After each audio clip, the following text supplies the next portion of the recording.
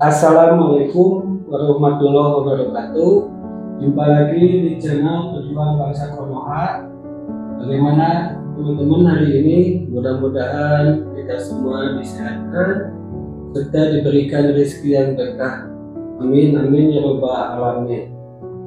Teman-teman, kemarin Suryo CS menggelar acara launching buku Jokowi White Paper yang diadakan di UC Hotel yang lokasinya di UGM. Pihak UGM dan Agama menolak launching buku di wilayah atau area Universitas UGM. Namun Suryo CS bersikukuh tetap menggelar acara di restoran UC Hotel, sehingga pihak UC Hotel mematikan listrik pada saat acara soft launching digelar. Tanpa basa-basi, kita simak teman-teman videonya. Tetapi ternyata pada hari yang sama kita semua mendapatkan penjajahan kembali, ya.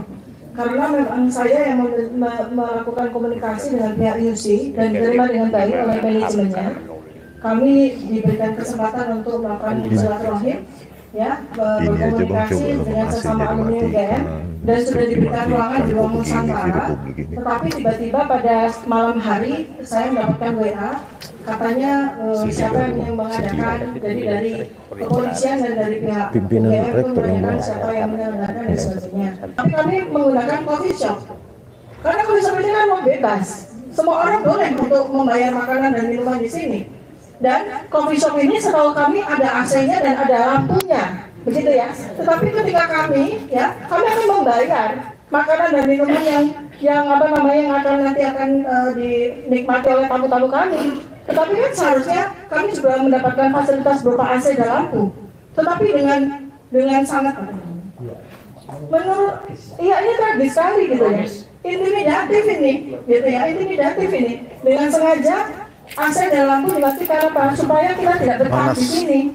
Tetapi teman-teman semuanya, yakinlah ya bahwa kalau acara itu diridhoi Allah, ya, dimanapun kita berada kita akan tetap merasa sejuk. Amin. Jadi kebenaran tidak perlu lampu, kebenaran tidak perlu AC.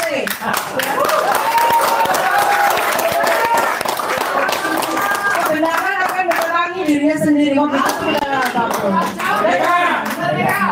Teman-teman juga tahu bahwa kami bertiga ini 3 dari 12 orang yang sekarang ini dalam kondisi naik dari penyelidikan ke penyidikan.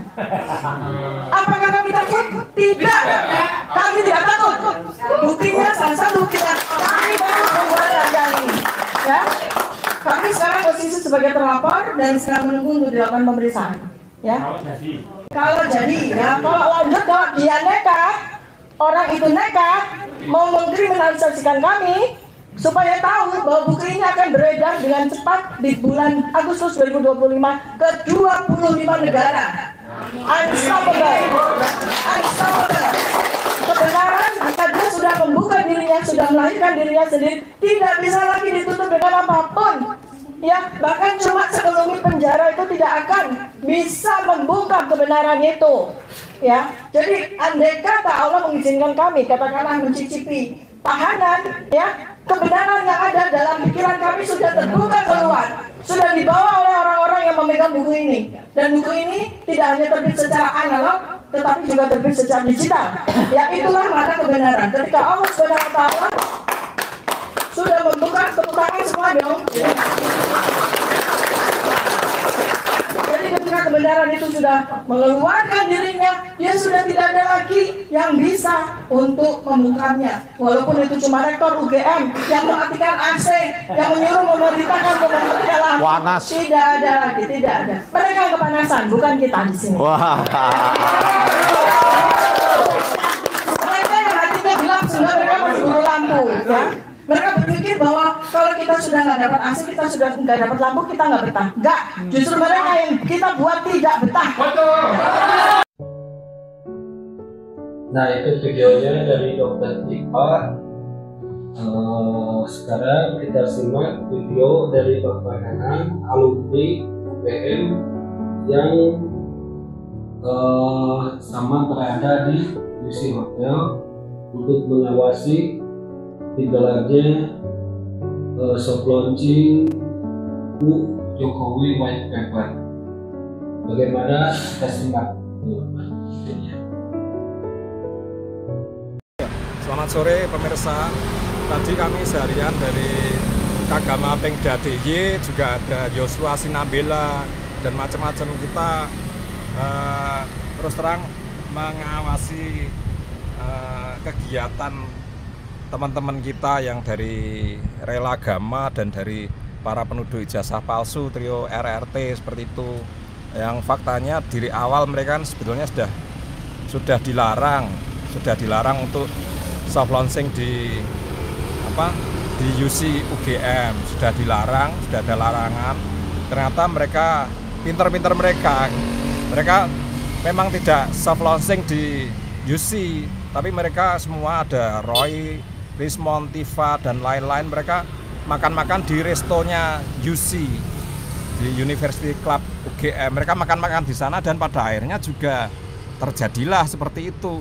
Walaupun tadi Bangun Sutoto mengatakan itu tidak soft launching, tapi beberapa kali dari pihak mereka waktu di hadapan wartawan di acara itu di dalam beberapa kali juga menyebut itu soft launching seperti itu. Jadi ini sebenarnya ya mohon maaf, ini ketidakkonsistenan mereka, di mana mereka sudah dilarang pihak UGM, sudah dilarang pihak UC, sudah dibatalkan, uangnya sudah dikembalikan, kemudian mereka pakai cara lain, mereka makan-makan di restonya UC dan berlanjut dengan jumpa wartawan dan ada soft launching. Walaupun tidak diakui, tapi tadi beberapa kali mereka mengatakan itu soft launching seperti itu. Kita sebenarnya dari pihak keamanan UGM itu sebenarnya ya mau membubarkan jadi susah juga, sudah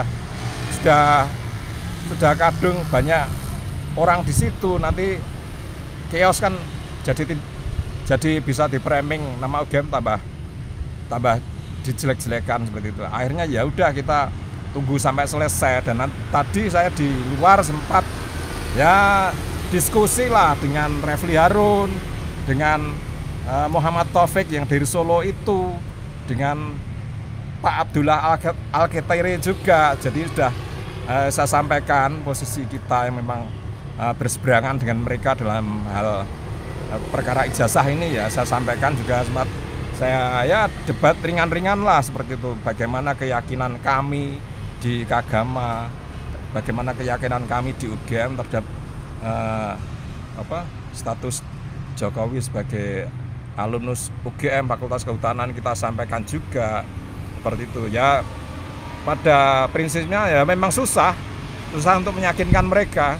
Sudah saya katakan bahwa UGM Fakultas Kehutanan punya bukti komplit dari A sampai Z, ya tetap susah juga. Sudah sempat saya singgung bahwa saya pun salah satu almarhum kakak saya, temannya Jokowi di Fakultas Kehutanan pun sudah saya sampaikan juga, tapi ya memang susah juga.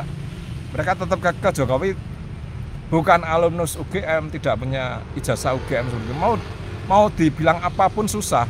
Jadi nanti memang jalan satu-satunya memang lewat pengadilan seperti itu. Itu jalan satu-satunya, tidak ada jalan lain. Dan saya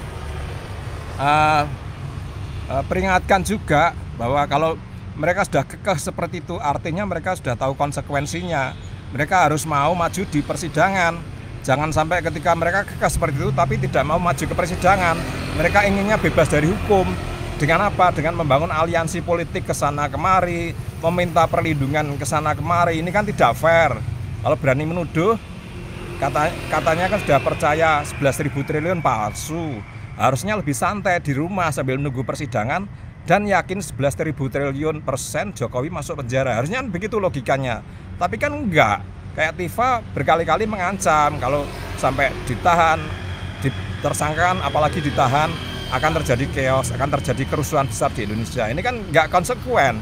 Terus mereka juga menjalin aliansi ke sana kemari, berkirim surat ke dunia internasional demi agar mereka terbebas dari hukum, yang katanya di framing itu sebagai di framing sebagai kriminalisasi ini kan nggak fair juga gitu, seperti ini. Ini masyarakat harus kita cerahkan, kalau berani berbuat ya harus berani bertanggung jawab, gitulah intinya di situ. Jangan pengen enaknya saja orang dihantam, setelah itu mereka pengen bebas dari hukum. Itu pelajaran buat semuanya saja. Saya pikir untuk video kali ini saya cukupkan sekian. Terima kasih.